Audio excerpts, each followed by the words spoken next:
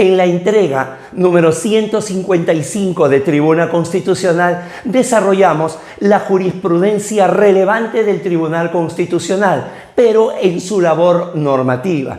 Y en aquella ocasión explicamos esta mutación, este viraje que ha tenido la justicia constitucional a través de que sus órganos jurisdiccionales se hayan transformado en órganos legislativos, como si a la fórmula inicial de Hans Kelsen hace 100 años, cuando crea los tribunales constitucionales, se le hubiera puesto kriptonita, es decir, los crea para ser legisladores negativos, para expulsar la norma inconstitucional del ordenamiento jurídico y terminan siendo legisladores positivos.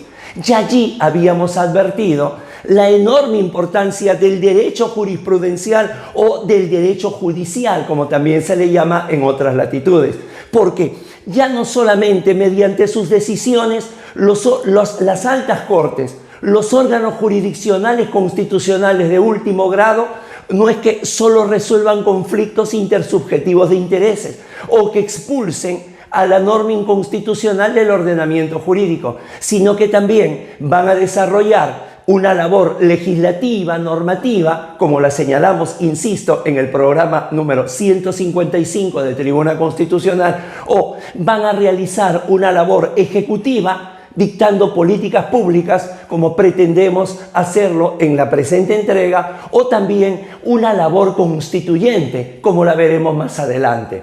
Entonces, a eso nos abocaremos por unos minutos. Soy Guido Aguila Grados y quiero presentarles una nueva entrega de Tribuna Constitucional. La jurisprudencia relevante del Tribunal Constitucional, labor ejecutiva. Sean todos bienvenidos.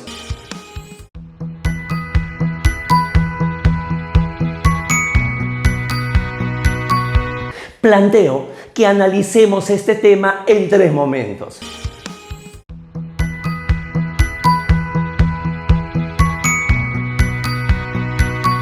Primero, la sentencia. A lo largo de los diversos programas de Tribuna Constitucional hemos señalado que hay 6 tipos de sentencias constitucionales, sobre todo aquellas sentencias que tienen un alcance erga omnes. Y de esos 6 tipos le hemos podido clasificar en 2 grandes grupos.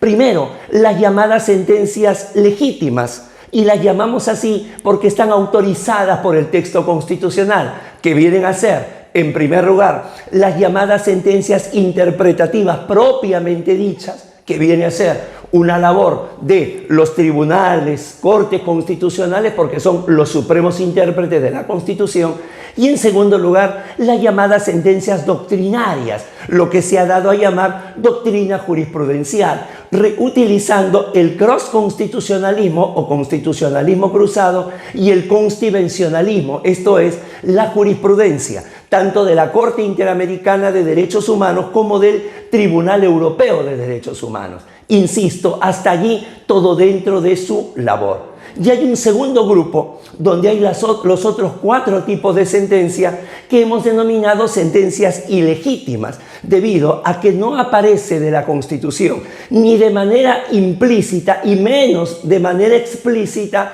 que esta labor pueda ser desarrollada por las altas cortes constitucionales.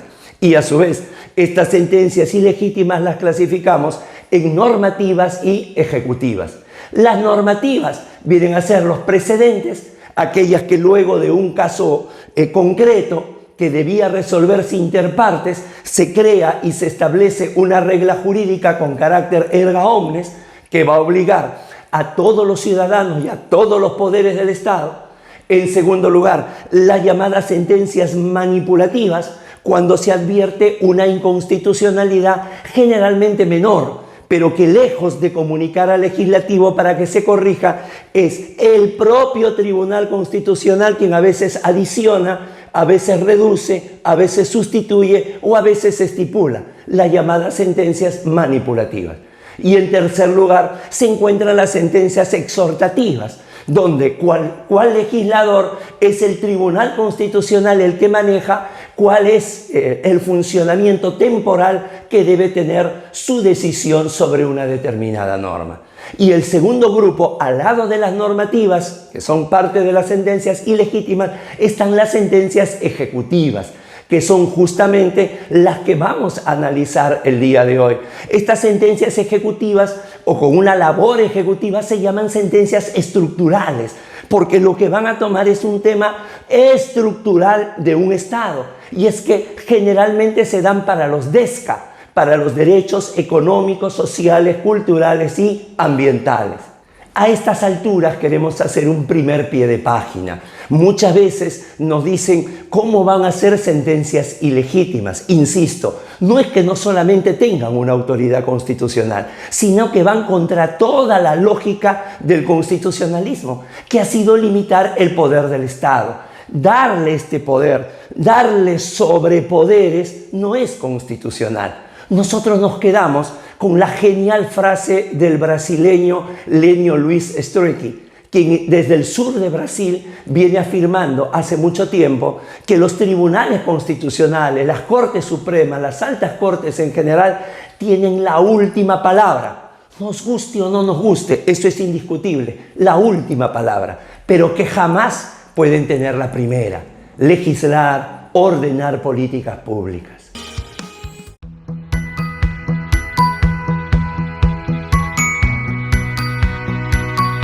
Segundo punto, su manifestación.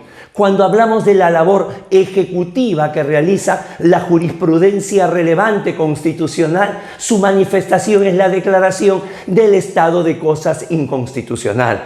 El estado de cosas inconstitucional también lo van a encontrar tratado ampliamente aquí, en Tribuna Constitucional, en la sección Aula Abierta, en el programa número 5. Y tratemos de recordar de una manera resumida. En el estado de cosas inconstitucional, primero, lo que se advierte es que hay un acto comisivo u omisivo. Generalmente es este segundo. Generalmente hay una omisión de parte de cualquiera de los poderes del Estado o de parte de todos juntos. Pero no solamente es que la comisión u omisión sea del Ejecutivo, Legislativo, Judicial, sino que también puede extenderse a los llamados órganos constitucionales autónomos. En segundo lugar, esa omisión o comisión lleva a una inconstitucionalidad en los hechos. Se da una inconstitucionalidad fáctica. Y recordemos que las altas cortes constitucionales están para declarar la inconstitucionalidad normativa. Son el órgano de control de constitucionalidad de las normas con rango de ley, no de los hechos. En todo caso, si en el análisis de un caso concreto se advierte que hay una inconstitucionalidad fáctica, se debe de comunicar a los órganos competentes. Debe de crearse algún mecanismo para que estos no hagan oído sordo o caso omiso. Y en tercer lugar, además que la omisión genera una inconstitucionalidad, son sentencias que tienen un alcance inclusive a partes que no participaron en el proceso. De tal manera que da una serie de órdenes, insisto, para desarrollar políticas públicas que son una potestad, que es una competencia exclusiva y excluyente del Poder Ejecutivo. A estas instancias queremos hacer un segundo pie de página. Nos parece que el desarrollar no solamente una labor legislativa, sino, como analizamos en este programa, una labor ejecutiva, resulta ser, por decirlo menos, imprudente. Es como si por alguna falencia, por ejemplo, en el ámbito jurisdiccional, ponemos como ejemplo la ejecución de las sentencias, el Ejecutivo o el Legislativo tomen una decisión que solamente le corresponde a los órganos jurisdiccionales. El desarrollo del derecho siempre ha sido no solo el límite del poder, sino el control entre los propios poderes. El mejor ejemplo que tenemos es el caso de la casación. La casación nace inclusive con una casación siempre con reenvío. Ante la imposibilidad de la Suprema de hacerle, digamos, la labor o a la Cámara o a la Sala Superior o al juzgado de origen. Luego, por motivos prácticos, vino ya la casación sin reenvío. pero definitivamente siempre señalando con un trabajo con prudencia en el ejercicio de sus competencias constitucionales.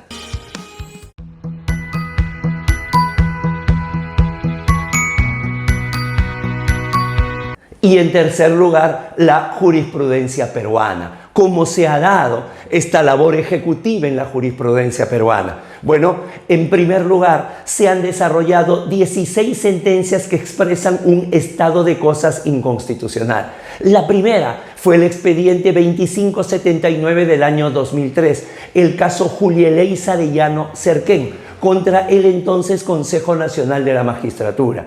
Y de las 16, la más relevante, la más importante, ha sido la sentencia 5436 del año 2014, en que se declara el estado de cosas inconstitucional respecto del hacinamiento penitenciario. Para nosotros es la labor ejecutiva más importante que ha desarrollado hasta ahora el Supremo Intérprete de la Constitución Nacional, debido fundamentalmente a tres cosas. Primero, a que ha señalado que el Ejecutivo tiene hasta el año 2025 para acabar con el hacinamiento penitenciario. De no ser así, serán cerradas 5 cárceles, 5 centros penitenciarios.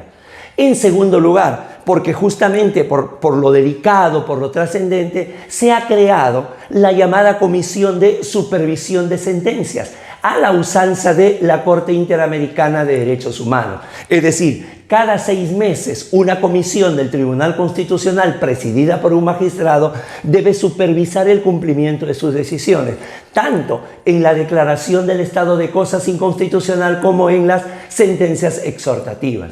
Y por último, tercero, esta es una sentencia, la 5436 del año 2014, de 50 páginas. Y su última página, la número 50, es importantísima, porque allí 2 magistrados sostienen que están de acuerdo con que se declare fundada la demanda de habeas corpus, pero no están de acuerdo con el estado de cosas inconstitucional, señalando que no es labor de un órgano jurisdiccional desarrollar políticas públicas, que más bien el desarrollo que se debe de tener, o sea, la labor en esencia del tribunal, es declarar la inconstitucionalidad de las normas que producen el hacinamiento penitenciario.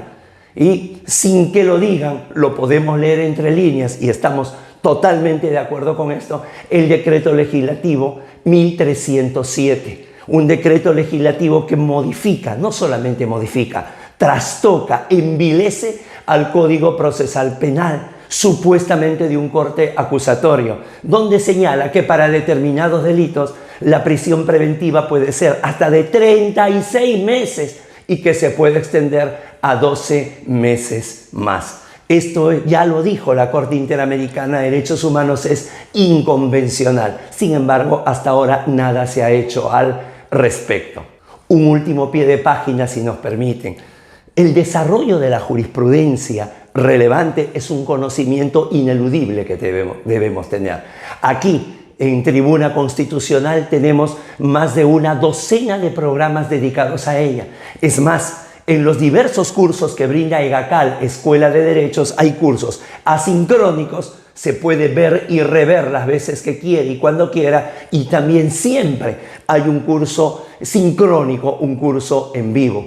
Insisto, su conocimiento es ineludible. Por último, queremos recordar que no se trata simplemente de ver pasar estos acontecimientos, se trata de analizarlos, se trata de ver su constitucionalidad. De aquí surgen una serie de ponencias, una serie de temas de tesis, pero lo más importante, nos atrevemos a repensar el derecho. No olvide suscribirse a Tribuna Constitucional, no olvide difundirlo. Y ya sabe, todos estos temas los vemos de una manera amplificada en la diversa oferta académica que brinda EGACAL, Escuela de Derecho. Han sido muy amables, muchísimas gracias, un fuerte abrazo.